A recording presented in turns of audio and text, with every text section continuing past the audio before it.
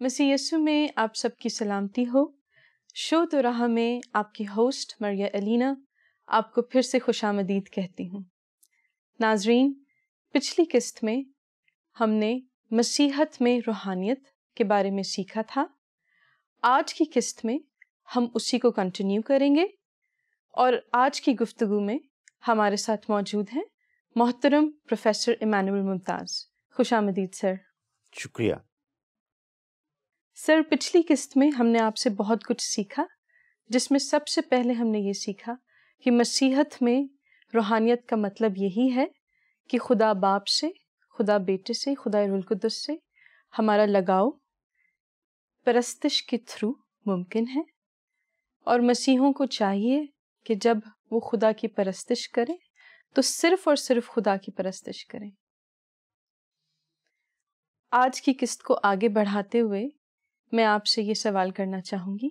पहला सवाल वो ये है कि ज्ञान और ध्यान एक मसीही की ज़िंदगी में किस मकाम से शुरू होता है और किस मकाम पर ख़त्म? मसीही तर्ज अमल में ये दोनों अल्फाज बड़े बुनियादी अल्फाज हैं। ये ज्ञान और ध्यान नौइयत के लिहाज से, हैयत के लिहाज से ये हिंदी ज़ुबान से आए हैं, और अब मसीही जो तर्ज अमल है उसमें ये बड़ी बुनियादी हैसियत इख्तियार कर गए हैं। जब हम इनको उर्दू लुगत में या उर्दू डिक्शनरी में हम इसको मानी देखते हैं तो लफ्ज़ ज्ञान के मानी हैं फ़हम व फ़रासत, दानिश, दानाई, इल्म, और ध्यान के मानी हैं कि पूरी तवज्जो के साथ, पूरी सोच के साथ किसी बात में गुम हो जाना, किसी बात में और आगे चले जाना, इसको हम कहते हैं ध्यान। और हमेशा फिर हमारे यहाँ इस्तेमाल होते हैं दोनों इकट्ठे, ज्ञान ध्यान। खुदा के इल्म को हासिल करना और पूरी तवज्जो के साथ उस पर गौर व खौज करना, और उसको, उस इल्म को उसकी गहराई तक पहुंचना और जानना।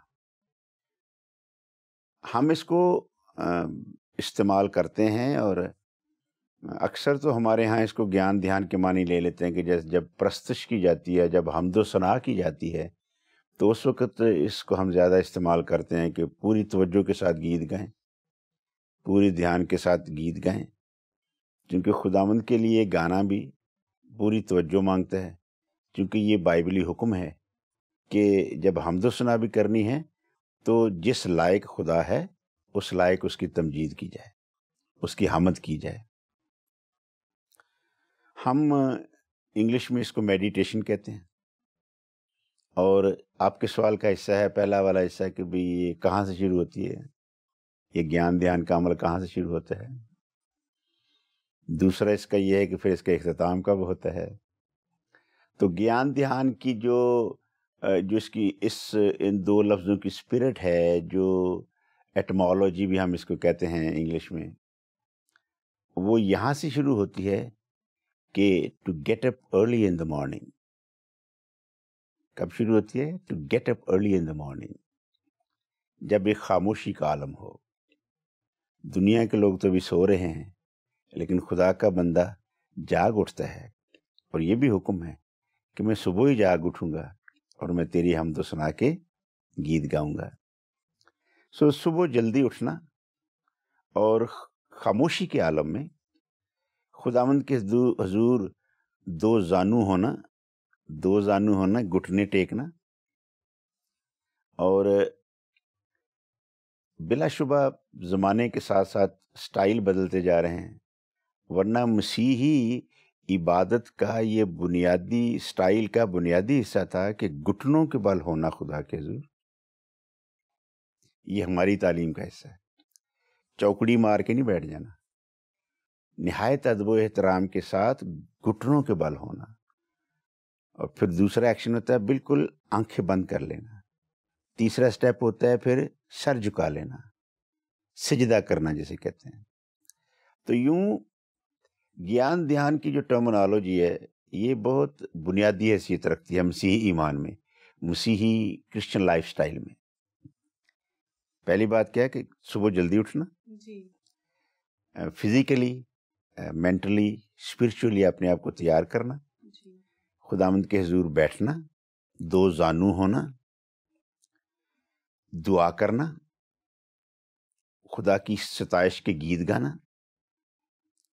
کلام مقدس کا کچھ حصہ, بہت سارا نہیں, کچھ حصہ مطالعہ کرنا, اور مطالعے کے بعد پھر آنکھیں بند کر کے ہاتھ جوڑ کے پورا دھیان خدا کی طرف لگا دینا. وہ دھیان ہے. پہلے گیان کی بات کی ہے, پھر دھیان کی بات کی, پھر دھیان خدا کی طرف لگانا. اور دھیان لگانے کا جو ہم یہاں پاکستان میں مطلب سمجھتے ہیں کہ جی ہم پھر دعا کریں, اور دعا ہمارا جو سٹائل ہے دعا کرنے کا کہ ہم نے اپنی ضروریات خدا کے حضور گنوانی ہے کہ آج کے دن مجھے یہ دینا, آج کے دن مجھے یہ دینا, آج کے دن مجھے یہ دینا. ایسا کرنے میں بھی کوئی برائی نہیں ہے, کیونکہ ہمارا خدا ہمیں حکم دیتا ہے کہ مانگو تو تم کو دیا جائے گا. لیکن اس کا جو گیان دھیان میں جو دوسرا عمل ہے نا وہ یہ ہے کہ پھر انتظار کرنا کہ اب خدا کیا بات کرتا ہے آپ سے. یہ وہ پہلو ہے جس کو ہم یہاں اپنے لائف سٹائل میں مس کرتے ہیں. ہم تو اپنی سنا کے چل دیتے ہیں, اب اتنا ٹائم نہیں بچتا یا اتنی ہم اس میں کھو نہیں جاتے, اتنا دھیان نہیں دیتے, اتنی توجہ نہیں دیتے کہ ہم انتظار کریں. سو خدا کی باتیں سننا بھی, اس کا ریسپانس لینا, یہ گیان دھیان کا حصہ ہے. ون سائیڈڈ ٹریفک نہیں چلانی. گیان دھیان میں, میڈیٹیشن میں بہت ضروری ہے کہ وہ جو کلام کا حصہ پڑا ہے ان پر آپ بات کیجئے, ان پر آپ غور کیجئے اور انتظار کیجئے, اور خداوند سے پھر دعا کرے, خداوند یہ بات تو مجھے سمجھ آ گئی ہے, یہ والی کلیئر نہیں ہوئی ہے, آپ مجھے اس کا بھید بتائیں. تو پھر خداوند اتنا مہربان ہے کہ وہ اپنی باتیں سمجھاتا ہے اپنے لوگوں کو. اور یہ وہ عالم ہے جب آپ ہیں اور آپ کا خدا ہے, خاموشی کا عالم ہے, کوئی مداخلت نہیں ہے. آپ دل کھول کر, ہاں گیان دھیان میں یہ بھی بڑی خوبصورتی ہے کہ چونکہ آپ ہیں اور آپ کا خدا ہے, اور آپ بڑا دل کھول کر اپنے بالکل دل کی اندر کی باتیں تک آپ اپنے خدا کے ساتھ شیئر کر سکتے ہیں. عام لوگوں کے ساتھ تو شاید شیئر کرنا کے درمیان ہوں تو پھر خدا کے ساتھ شیئر کرنا مشکل ہو جائے, لیکن کتنی ہماری ضروریات جو بڑی پرسنل ہیں, اور وہ گیان دھیان کا ہی ایک ایسا وقت ہوتا ہے کہ جب آپ اپنے خدا کے سامنے اپنا دل کھول کے رکھ دیتے ہیں. اور جو گیان دھیان کی ٹرم عام طور پر لوگ دنیا لیتی ہے, وہ لیتے ہیں کہ جی کسی جنگل میں نکل جانا, کسی ویرانے میں نکل جانا, اور وہاں جا کے تنہائی میں گفتگو کرنا. نو, بائبل مقدس میں یوں تعلیم دیتی ہے کہ یہ غیر قومیں کرتی ہیں, زور زور سے بولنا, اونچی اونچی بولنا. بائبل مقدس میں, انجیل مقدس میں تو لکھا ہے غیر قوموں کی طرح بک بک نہ کرو. وہ سمجھتے ہیں کہ ہمارے زیادہ بولنے سے ہماری جلدی سنی جائے گی, بلکہ ہمیں سٹائل کیا دیا ہے, اختتام کی بات کروں, گیان دھیان کے اختتام کی جو پھر یہ بات ہے, ہمیں جو تعلیم دی گئی ہے کہ جب تو دعا کرے تو اپنی کوٹھری میں جا, اپنی کوٹھری میں جا, اکیلے میں جا. سولیچیوڈ اس کے لیے لفظ ہے, بالکل تنہائی میں, اکیلے میں, دروازہ بند کر کے, پوشیدگی میں اپنے باپ کے ساتھ, اپنے خدا کے ساتھ گفتگو کر, کیونکہ وہ پوشیدہ باتیں سننا پسند کرتا ہے, اور پھر وہ پوشیدگی میں ہی بڑی خاموشی کے ساتھ ہی اس کا بدلہ بھی دے گا آپ کو. وہ جتنی اس کی بلیسنگز ہیں, بدلہ کیا مطلب, جتنی اس کی بلیسنگز ہیں نا, وہ پھر اسی طرح آپ کو چپکے سے خدا اس کی بڑی بلیسنگ دے گا. آپ خاموشی سے اپنی بیٹی کے لیے دعا کر رہے ہیں, اپنے بیٹے کے لیے دعا کر رہے ہیں, خدا بھی بڑی خاموشی کے ساتھ اس کی کامیابی کی نوید سناتے ہیں. سو یہ وہ سٹائل ہے گیان دھیان کے, ابتدا کیسے کرنی ہے اور اختتام کیسے کرنا ہے. سو خدا کے ساتھ اکیلے میں گفتگو کرنے میں, اکیلے میں دعا مانگنے میں, گیان دھیان میں وقت گزارنے میں, کلام کے بھید سمجھنے ہیں تو وہ گیان دھیان میں ہی سمجھ جائیں گے. جب تک آپ خدا سے مانگیں گے نہیں سیریسلی, گیان دھیان میں ایکچولی سیریسنس چاہیے, جب تک آپ سیریس ہو کے عزت و احترام کو ملحوظ خاطر رکھتے ہوئے جب تک آپ خدا کے ساتھ اکیلے میں گفتگو نہیں کرتے، پھر وہ برکات آپ کے پاس نہیں آتی ہیں۔ شکریہ سر، آپ نے اتنا خوبصورت جواب دیا ہے، اور یقیناً میرا دل بہت خوش ہے جتنا آپ نے تفصیل سے بتایا ہے، اور مجھے بہت خوشی ہوئی ہے اس ڈسکشن سے جو آپ نے کی ہے۔ ناظرین، ہم یہاں پر نوٹ کریں گے کہ میڈیٹیشن اور گیان اور دھیان یہ سب ایک جیسی چیزیں ہیں۔ ایک مسیحی کے لیے یہ ضروری ہے کہ وہ صبح سویرے اٹھے اور خدا کے کلام پر میڈیٹیٹ کرے، اور یہی میڈیٹیشن اس کو دن بھر کے لیے تقویت اور قوت عطا کرے گی کہ وہ خدا کے ساتھ چلے۔ سر، میرا دوسرا سوال آپ سے یہ ہے کہ روحانیت میں کیا یہ ممکن ہے کہ کوئی شخص اس مقام پر آ جائے کہ وہ اپنے آپ کو خدا کے برابر سمجھنے لگے اور شیطانی وسوسے کا شکار ہو جائے؟ اس بارے میں آپ کیا کہیں گے سر؟ آپ نے جو سوال کیا ہے اس کو اگر ہم تھوڑا بریک کریں تو اس کے دو حصے ہو سکتے ہیں کہ کیا اس عمل میں یہ نوبت آ جاتی ہے کہ انسان اپنے آپ کو خدا سمجھنے لگے، اور دوسری پھر یہ بھی ہو سکتا ہے جو آپ نے بھی سوال کیا کہ کیا یہ کوئی شیطانی خیال ہے، شیطانی وسوسہ ہے۔ تو ہم دونوں کو کوشش کرتے ہیں تھوڑے سے وقفے میں، تھوڑے سے وقت میں ہم اس کا جواب دے سکیں۔ آپ آج کی نہیں بات، یہ تو تاریخی بات ہے، ہسٹوریکل ہے۔ یہ تو کئی ایسے مقامات آئے جہاں انسان نے اپنے آپ کو خدا سمجھ لیا، اور وہ ایسے فیصلے کرنے لگے کہ I am God, who is the other God, میں خود خدا ہوں، آپ کس خدا کی بات کرتے ہیں؟ انسان ایسے ایسے مقامات پر بھی آ جاتا ہے۔ موسیٰ اور فرعون کی گفتگو کو آپ کبھی وقت ملے پڑھیے، سنیے گا۔ فرعون کس قدر کے خیالات کا اظہار کرتا ہے کہ وہ خود خدا ہے۔ ایسے ہی اور کئی مقامات ہیں۔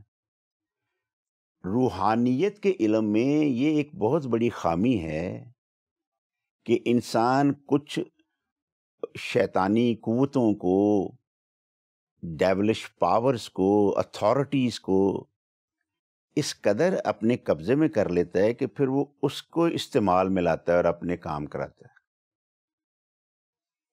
کیا ہم نے کبھی کہانیوں میں نہیں سنا کہ اے جن بابا میرے لیے یہ کام کر دے؟ کتنا ہم پڑھتے ہیں، کتنا ہم سنتے ہیں، پھر وہ جن ان کے لیے وہ جو چیزیں ہیں وہ کرتا ہے تاریخی طور پر یہ بیان۔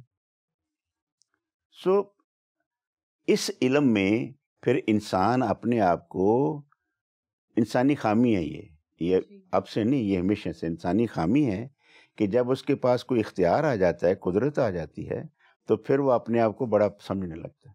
وہ سمجھنے لگتا ہے کہ جو عقل میرے پاس ہے وہی کل عقل ہے۔ اس کے لیے ہم اردو میں کہتے ہیں عقل کل۔ وہ اپنے سامنے کسی کو اور سمجھتے نہیں۔ آج کل کے دور میں ملکوں کے جو وزیر اعظم ہیں، جو صدر ہیں، جو کچھ اور بڑی اتھارٹیز والے لوگ ہیں، کیا وہ بھی کبھی کبھی ایسے مقام پہ نہیں آ جاتے کہ جو میں کہتا ہوں وہی کرو؟ یہ جو میں کہنا ہوتا ہے یہ وہ عالم ہے جو خدا کا عالم ہے، کیونکہ یہ صرف خدا کے پاس ہے کہ میں جو ہوں سو ہوں۔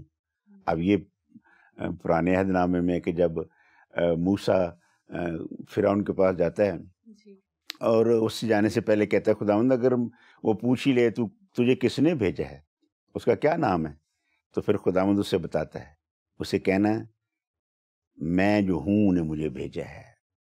تو یہ جو میں جو ہوں نا، تو میں خدا کی صفت ہے، یہ وہی استعمال کر سکتا ہے۔ پر انسان بھی جب بہت ساری قدرت اور قوت اور اختیار پا لیتا ہے تو وہ بھی اس والے حال میں آ جاتا ہے، اور پھر انسانوں کو گمراہ کرنے میں لگ جاتا ہے۔ اور یہ ابلیسی سوچ ہے۔ کیا ابلیسی سوچ ہے؟ یہ ہم یسایہ نبی کے صحیفے میں اس کے باب نمبر 14 میں ایک ڈیٹیلڈ ٹیچنگ ہے جو ملتی ہے ہمیں۔ ابلیس جو بنا وہ صبح کا روشن ستارہ تھا، وہ ایک صبح کا روشن ستارہ تھا، پر اس نے بھی کہا میں بھی آسمان پر چڑھ جاؤں گا۔ اس نے بھی کہنا شروع کیا میں خدا کی مانند بن جاؤں گا، میں بھی خدا ہوں. اور پھر خدا، ہم نے کتنی دفعہ اس پروگرام کی کئی ایپیسوڈز میں ہم نے اس کو ڈسکس کیا ہے کہ خدا ایک ہی ہے، اور خدا کو یہ چیز سخت ناپسند ہے کہ اس کے برابر کوئی کھڑا ہو یا ہم انسان کسی اور کو خدا کے برابر کھڑا کر دیں. خدا کے نزدیک یہ ناپسندیدہ عمل ہے، اور یہ ابلیسی سوچ ہے. ایک فرشتہ تھا، لوسیفر تھا، صبح کا روشن ستارہ تھا، پر جب اس کا بھی دماغ میں یہ بات آئی کہ میں بھی خدا بن سکتا ہوں، میں بھی خدا جیسا ہوں، میں بھی آسمان پر چڑھ جاؤں گا، میں خدا کی مانند بنوں گا، تو پھر خدا کو یہ ناپسند گزرا، اور خدا نے اس کو، ابلیس کو، اور اس کے ساتھ اس کے دیگر فرشتوں کو جو اس کے حامی تھے ان کو زمین پر پٹک دیا، زمین پر دے مارا. اس لیے انسان سمجھنے لگتا ہے اپنے آپ کو خدا، پر تعلیم ہمیں یہ سکھاتی ہے، بائبل مقدس ہمیں یہ سکھاتی ہے کہ انسان خدا نہیں بن سکتا. اور اس کا ایک دوسرا جو بڑا ریلیجس ٹیچنگ ہے دوسری، وہ یہ ہے خدا انسان بن سکتا ہے، انسان خدا نہیں بن سکتا. تو یوں ہماری تعلیم یہ ہے جو ہمیں سکھائی گئی ہے، خدا انسان بن سکتا ہے، انسان خدا نہیں بن سکتا. اور اگر کوئی انسان بہت ساری اس طرح کی پاورز اپنے ہاتھ میں لے لے اور پھر اپنے آپ کو خدا سمجھنے لگے، تو گویا کہ جس دن یہ تھاٹ اس کے ادھر مائنڈ میں آتا ہے نا، اسی دن سے اس کا ڈاؤن فال کا جو سٹیپس ہیں وہ شروع ہو جاتے ہیں، نیچے آنا شروع کر دیتے. اس لیے یہ شیطانی وسوسہ ہے، اور اس کو انسان پروموٹ نہ کرے اپنے مائنڈ میں. جب بہت سارے اختیارات مل جائیں، وہ یہی سمجھے، خدا کی اس بات کے لیے بھی شکر گزاری کرے، خدا میں کیا تھا، تو نے مجھے کیا بنا دیا. شاعروں نے، انگلش پوئٹس نے، اردو پوئٹس نے کیا کیا کہانیاں شاعری میں بیان نہیں کی ہیں کہ خدا تو وہ خدا ہے جو شیپرڈز کو کنگ بنا دیتا ہے. اور یہ حضرت داؤد کی طرف اشارہ ہے کہ حضرت داؤد تو بھیڑوں کے چرواہے تھے، لیکن خدا نے اس کو بھی بنی اسرائیل کا بادشاہ بنا دیا. لیکن ہم خدا کا شکر کرتے ہیں کہ یہ وہ لوگ تھے جنہوں نے ہمیشہ اپنے آپ کو خدا کی تابعداری میں رکھا اور اپنے آپ کو ابلیسی وسوسوں میں نہیں ڈالا کہ میں بھی خدا جیسا ہوں. سر، میں آپ کا پھر سے شکریہ ادا کرتی ہوں کہ آپ نے اتنی اچھی ایکسپلینیشن ہمیں دی ہے، اور مجھے بہت اچھے طریقے سے سمجھ میں آیا جو آپ نے بتایا ہے. بلکہ ناظرین کے ساتھ میں یہ ریکویسٹ کروں گی اور ڈسکس بھی کرنا چاہوں گی. بعض اوقات ہم میں سے بہت سارے لوگ ہیں جو اپنے آپ کو خدا کے برابر سمجھنے لگتے ہیں، which is wrong, which is absolutely wrong. یہ بالکل غلط ہے. جیسے کہ ابھی ہم نے سیکھا ہے کہ سوائے خدا کے کوئی بھی خدا نہیں ہے. نہ انسان خدا بن سکتا ہے اور نہ ہی انسان خدا کے برابر آ سکتا ہے. شکریہ سر آپ کے مؤثر جواب کے لیے. جو اگلا سوال میں آپ سے کرنا چاہتی ہوں وہ یہ ہے کہ کافی سارے غیر مسیحی نوجوان ہمارے مسیحی نوجوان سے یا نوجوانوں سے اپنی گفتگو میں کچھ ڈیمانڈز کرتے ہیں وچ آر چیلنجنگ، جیسے کہ وہ نیو ایج موومنٹ کے بارے میں بات کرتے ہیں. تو آپ ہمیں ضرور بتائیں کہ نیو ایج موومنٹ کیا ہے اور اس کا ہمارے معاشرے پہ کیا اثر ہو سکتا ہے یا ہو رہا ہے. نیو ایج موومنٹ ایک بالکل نئی تحریک ہے جو اس وقت پوری دنیا میں پھیل رہی ہے، اور بدقسمتی سے وہ پاکستان تک بھی پہنچ گئی ہے، لیکن اس قدر تیزی کے ساتھ نہیں پھیل رہی ابھی پاکستان میں جس طرح وہ ویسٹرن کنٹریز میں پھیلی ہے، یورپ میں پھیلی ہے. وہ ایسی باتیں کرتے ہیں جو ہمارے ایشین کلچر میں ذرا ان کو ڈیولپ ہونے میں ٹائم لگے گا، مشکل پیش آتی ہے. لوگ اس کو مینٹلی ایکسیپٹ نہیں کرتے ہیں. مثال کے طور پر وہ کہتے ہیں انسان کے اندر انسان کو چاہیے کہ خدا کو ڈھونڈے، انسان اپنے اندر خدا کو ڈھونڈے. ٹھیک ہے، اب یہ ایسی ٹرمز ہیں جو جن کے لیے استعمال میں لانا اور پھر لوگوں کو موٹیویٹ کرنا اور اس کو اس میں شامل کرنا یہ مشکل ہو جاتا ہے. ذرا پاکستان میں اگر یہ آ تو گئی ہے لیکن اس کو پھیلنے میں بہت سالوں لگیں گے، کیونکہ ہم مینٹلی اور ایجوکیشنلی ہم اتنے آگے نہیں بڑھے ہیں کہ ہم ان ٹرمز کو اتنی آسانی سے ایکسیپٹ کریں۔ لیکن جو ہمارا بائبلی مطالعہ ہے وہ ہمیں ضرور بتاتا ہے کہ جب خداوند یسوع مسیح زمینی خدمت میں موجود تھے تب بھی اس طرح کی تعلیمات جو تھی نا وہ اس وقت بھی تھی۔ لائک مکاشفہ کی کتاب میں جائیں تو وہاں خدا کے فرشتہ ایک کلیسیا کو مخاطب کر کے کہتا ہے کہ تمہارا ایمان اچھا ہے، اچھے ہو تم لوگ، لیکن نکلیوں کی تعلیم اور وہ جو آج کل کی نیو ایج موومنٹ ہے اس وقت کو نکلیوں کی تعلیم تھی۔ وہ نکلیوں بھی یہی کہتے تھے کہ بدن میں رہیں، بدن جو کچھ کرنا چاہتا ہے کر لے، کوئی مشکل کی کوئی پرواہ نہیں ہے اس طرح کی، کوئی خدا آپ کا حساب کتاب نہیں کرے گا، آپ کے بدن میں ہے تو آپ بدنی کام کریں۔ اب یہ ایک تعلیم تھی اس وقت جو ایک کلیسیا کے درمیان پھیلی ہوئی تھی۔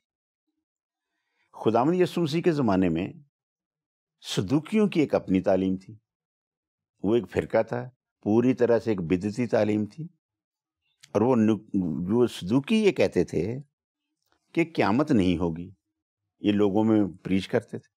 قیامت نہیں ہوگی کا مطلب ہے انسان مرنے کے بعد پھر جی نہیں اٹھیں گے، تو اس کا مطلب یہ بنتا ہے کہ بھی جب انسان مرنے کے بعد مرا ہی رہے گا، جی نہیں اٹھے گا، تو پھر نہ کوئی حساب کتاب ہوگا، نہ کوئی جنت اور دوزخ کی ضرورت ہے، نہ خدا کی بادشاہی کی ضرورت ہے، کیونکہ وہ تو قیامت میں نہیں جی اٹھیں گے۔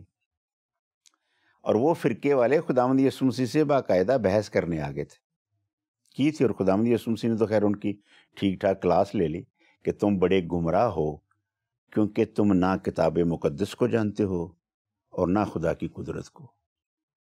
انسان مرنے کے بعد جی اٹھیں گے، خدا مردوں کا خدا نہیں ہے، خدا زندوں کا خدا ہے۔ اور پھر یہ جو تم نے مجھ سے سوال کیا ہے کہ پھر وہ جو 7 بندوں کی ایک ہی عورت موسیٰ کی شریعت کے مطابق بیوی بنی تھی، تو قیامت میں آپ جو تعلیم دیتے ہیں کہ سارے لوگ پھر جی اٹھیں گے، تو وہ کس کی بیوی بنے گی؟ تو پھر خداوند یسوع مسیح نے جواب دیا تھا کہ اس وقت جو مجھ پر ایمان رکھ کے مرے ہوں گے وہ تو فرشتوں کی مانند ہوں گے، جی اٹھیں گے فرشتوں کی مانند ہوں گے۔ اور دوسرا پوائنٹ آپ نے یہ کلیئر کیا تھا کہ آسمان پر بیاہ شادیاں نہیں ہوں گی، ٹھیک ہے؟ تو یہ جو تعلیمات ہیں، بدعتی تعلیمات ہیں، یہ آج سے نہیں ہیں، یہ تو ہمیشہ سے رہی۔ اسی لیے اس طرح کے پروگراموں کے تھرو ایک solid Bible based education promote کرنا یہ بہت ضروری ہے، تاکہ جس ایمان میں ہم جیتے ہیں، جس مالک خدا کی ہم بندگی کرتے ہیں، اس کی ایکچولی تعلیم کیا ہے، اور اس تعلیم کے مطابق پھر زندگی بسر کریں۔ یہ جو موومنٹ ہے یہ بہت ہی سمجھ لیں کہ بڑے ہائیلی کوالیفائڈ لوگوں کی سطح، وہ بدن میں رہنا پسند کرتے ہیں، بدنی خواہشوں کے مطابق جینا پسند کرتے ہیں۔ وہ کہتے ہیں بدن کے اندر خدا کو ڈھونڈیں۔ ہم خدا کو بدن کے اندر رہتے ہوئے نہیں ڈھونڈ سکتے۔ کیوں نہیں ڈھونڈ سکتے؟ یہ انسان کے لیے ناممکن ہے۔ ہاں یہ تو ممکن ہو جائے گا، جیسے پچھلے سوال میں ہم نے ڈسکس کیا کہ وہ اتنا علم حاصل کر لے کہ وہ اپنے آپ کو خدا سمجھنے لگے، لیکن خدا کو ڈھونڈنا انسان کی بدنی حالت میں پاسبل نہیں ہے۔ اگر آپ خداوند یسوع مسیح کی تعلیم کو جانیں، یوحنا کے انجیل کے 14ویں باب کی اس کی 8ویں آیت میں خداوند یسوع مسیح باپ کا بہت ذکر کرتے تھے، میں اور باپ ایک ہیں۔ شاگردوں میں سے ایک شاگرد فلپس نے سوال ہی پوچھ لیا، خداوند آپ باپ کا بہت ذکر کرتے ہیں پر آپ نے کبھی باپ کو ہمیں دکھایا نہیں، بس ہمارے لیے یہی کافی ہے کہ آپ باپ کو ہمیں دکھا دیں۔ خداوند یسوع مسیح پھر بھی ناراض ہوئے اس سوال پر بھی۔ آپ نے فرمایا، فلپس اتنی مدت سے میں تمہارے ساتھ ہوں، کیا تم نے مجھے نہیں دیکھا؟ پھر آپ نے ارشاد فرمایا، جس نے مجھے دیکھا اس نے باپ کو دیکھا۔ اگر آپ چاہیں کہ انسان بدنی حالت میں رہ کے خدا کو ڈھونڈے، نیو ایج موومنٹ والے، یہ پاسبل نہیں ہے۔ خدا کو ڈھونڈنے ہیں تو بیٹے کو ڈھونڈیں۔ جس کے پاس خدا کا بیٹا ہے اس کے پاس باپ بھی ہے۔ خداوند یسوع مسیح نے تو یہاں تک بھی ارشاد فرمایا، میں جو آپ کو کلام سناتا ہوں وہ کلام بھی میرا نہیں ہے، وہ کلام باپ کا ہے، باپ مجھے دیتا ہے اور میں اس کو سناتا ہوں۔ نیو ایج والے خدا ان کو ہدایت دے، کلام مقدس کا مطالعہ کریں، خداوند یسوع مسیح کو پالیں۔ جس کے پاس بیٹا ہے اس کے پاس زندگی ہے، اور جس کے پاس بیٹا نہیں اس کے پاس زندگی بھی نہیں۔ Thank you, sir, once again for your time and for the knowledge that you have shared with us. ناظرین، امید ہے کہ آج کی ایپیسوڈ سے بھی آپ کو برکت ملی ہوگی، اور بہت سارے سوال ہیں جو ہم اس پروگرام میں، اس ایپیسوڈ میں شامل کرنا چاہتے ہیں، پر وقت کی کمی کی وجہ سے ہم انہیں شامل نہیں کر سکے۔ امید ہے کہ اگلی ایپیسوڈ میں ہم ان کو ضرور شامل کریں گے۔ آپ کے لیے برکت کی دعا ہے، سلامتی کی دعا ہے۔ اب تک کے لیے خدا حافظ۔